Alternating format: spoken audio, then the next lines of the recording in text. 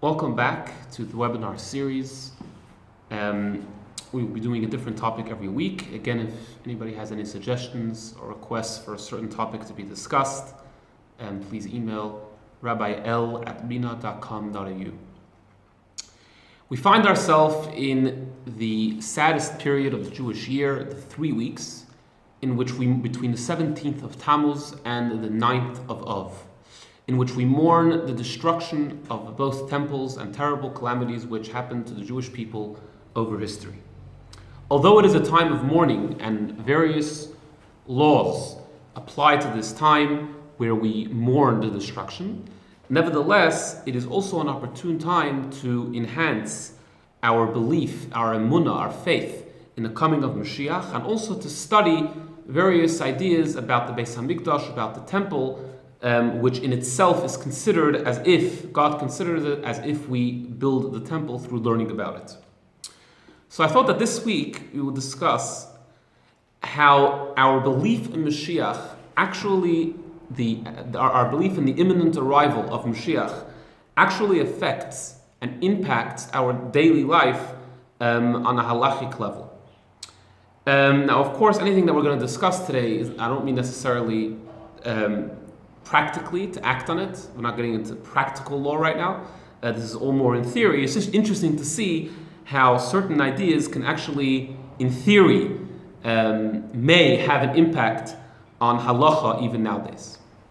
So the first example that I wanted to discuss is about a kohen drinking wine or any other alcoholic drink. The issue is that during the temple times, a kohen, the priest, who would serve in the temple, in the Beis HaMikdash, it was forbidden for him to serve in the Beis HaMikdash when he was intoxicated, when he was after a certain amount of consumption of alcohol, of wine. So the question is, can a kohen nowadays drink wine? Because maybe, should he worry, does he have to worry that maybe Moshiach will come at any given moment, and the Beis HaMikdash the temple will be rebuilt, and he'll have to serve in the temple, and he'll be under the influence of alcohol. So, does that actually affect how a kohen conducts himself in this day and age? So the truth is, this is actually a discussion in the Gemara, in the tractate of Tainis, on Daf Yud Zayin Amud Aleph, page 17, in this Masechta. And in order to understand this discussion, I just have to give you a brief introduction into the system of how the Kohanim served in the Beis HaMikdash. Because of course there were many Kohanim, and not all the Kohanim at one time were needed to serve in the temple. So the way it would work was that the Kohanim were divided into 24 groups called Mishmaros, which usually means watches, which each group had their week. They served for a week at a time, and it would rotate. It would go on a rotation. When it was time for your group, for that Kohen's group to serve in the temple, they would go up to the temple and serve. Now, each mishmar itself was divided into 7 groups, which were called Batei Aves, which means basically families. Each group would have a day of that week. So there were 24 mishmaris. Each mishmar was divided into 7, and every group had their day during each family had their day during their group's week. So the Gemara says like this, that during your week, if it was your week to serve in the temple, so even if it wasn't your day, nevertheless, it was forbidden for you to drink wine on any day during the daytime. However, it was permitted for you to drink wine during the night if it wasn't your designated day for your family to serve. What's the difference between day or night? Because during the daytime, the temple was much more busy. There were sacrifices and many things to be done. During the nighttime, not so much. So therefore, even though it wasn't my family's day of my week to serve during that day, but nevertheless, it could be they would get overwhelmed and they would need to call up the reserves, and therefore I would go and I would be needed to serve in the temple, and therefore I was forbidden to drink wine during any day during that week, because maybe I would be needed for the service. However, during the nighttime, it's not such a worry because there's much less to do, and therefore I don't need to worry and I can drink wine. Obviously, if it's my day, if it's my family's day of the week, so let's say my day was Monday that week, so during the night and day, I would be forbidden to drink wine because it's my family's day, and therefore I need to be ready to serve at any given moment. Then the Gemara continues. Based upon that principle, that thought, that because maybe I will be called upon to serve, I cannot drink wine, therefore the Gemara says that nowadays, when there is no temple, it could be that a Kohen is not allowed to drink wine because maybe the Beis HaMikdash will be rebuilt and I will be called upon to serve. And the Gemara says like this: if I'm a Kohen and I know to which mishmar I belong to, which means which week is my week, and I know which day of the week would be my day, so I would be only forbidden to drink wine on that day during the year.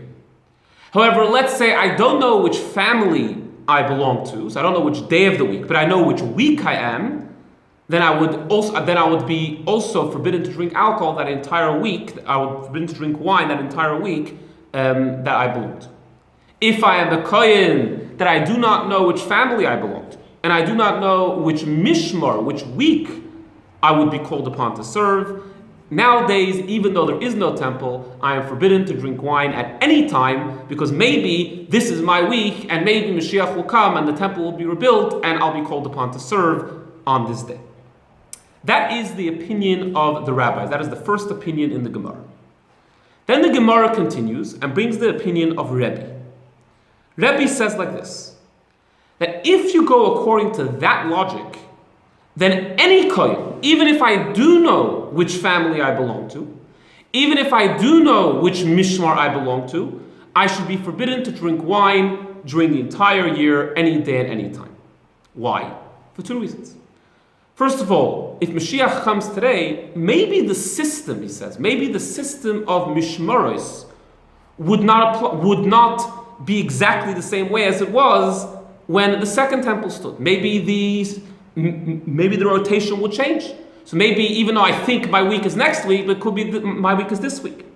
And second of all, the day that the temple will be rebuilt will be an extremely busy day. A lot of sacrifices would be needed to be brought. We will need to rededicate the temple, and therefore maybe all the koyanim of all the different groups and all the different weeks will be needed for that day. So therefore, Rebbe says, if you go according to that logic, you should never know kohen, even if you do know which group you belong to, should be allowed to drink wine at any given moment. However, he says, I disagree with the whole principle. And he uses an expression which in Hebrew goes like this: Ma ese, what should I do? Shetakanosoi kalkolosoi. That the kohen's restoration, in other words, my benefit, comes as a result of my destruction. Which means as follows. He means to say, since so much time has passed, since the temple has been destroyed, and it has yet to be rebuilt, therefore halacha cannot require the kohen to refrain from drinking wine because maybe the temple will be built today. Now, it doesn't mean, God forbid, to say that we shouldn't believe that Moshiach is coming today. But all that means to say is that we cannot require you, halacha cannot force you not to drink wine. Maybe Moshiach will come today if it hasn't come for such a long time. And then the Gemara concludes that all the koyanim that drink wine nowadays are obviously relying on Rebbe's opinion. So in conclusion, it seems like that koyanim are permitted to drink wine nowadays, relying on the opinion of Rebbe that since so much time has passed and has yet to be rebuilt, halacha we cannot require you to refrain from drinking wine because maybe the Beis HaMikdash will be rebuilt. But the reason why I'm bringing all this whole discussion, is the very discussion, this very dispute, and the fact that we're even dealing with all of this brings out how much faith and how strong our faith needs to be in the coming of Moshiach, that it's even a discussion, should a Kohen refrain from drinking wine because maybe the Beis HaMikdash were built right now, today, and therefore he will need to serve in the Beis HaMikdash. Even though the conclusion is that he doesn't need to refrain, but the very discussion brings out how strong our faith needs to be in the coming of Moshiach and the rebuilding of the temple. The second example that we'll talk about today, and perhaps on Thursday we'll bring some more examples, is a very interesting discussion about the Seder night on Pesach. Now we know that on Pesach we have a Seder plate, and on the Seder plate there are many different items.